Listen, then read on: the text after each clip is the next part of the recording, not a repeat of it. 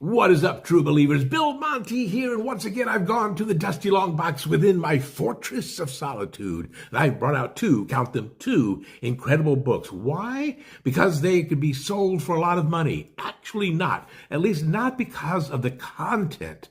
But however, any value that they do have is because of the covers. These are two of the most iconic covers in all of comic book history. One is by Todd McFarlane, and this was way before Spawn. I think this was even before he took off with Spider-Man. Could be wrong. When he first took off with The Incredible Hulk. Is there a more iconic or great cover to a comic book than this one right here? It's been copied so many times and is an imitation, the sincerest form of flattery.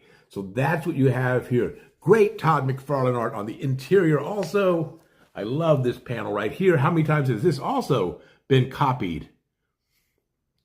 Such great work. This was my favorite era of Todd McFarlane's work. I know he did some great stuff, and he always has, but these books, early in his run of The Incredible Hulk, with the writing by the wonderful late Peter David, can't be matched. And is there anything better than that?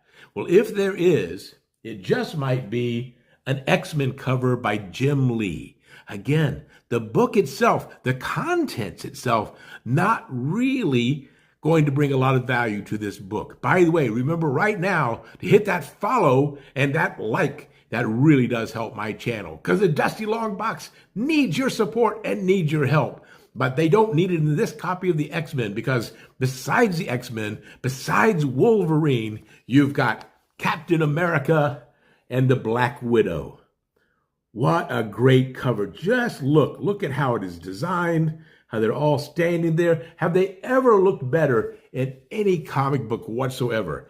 I don't think so. And I love the saying, Wolverine, Captain America, Black Widow, together again for the first time. Just doesn't get any better than this.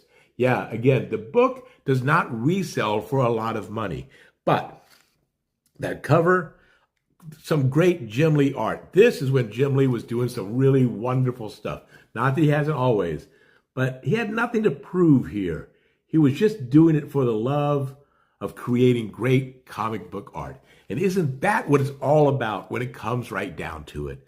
Again, please remember, hit that follow, hit that like, and until we talk again, my friends, when I go down to my fortress of solitude, when I open the dusty long box, I say to you, and let's say it all together right now, AlkaSeltzior!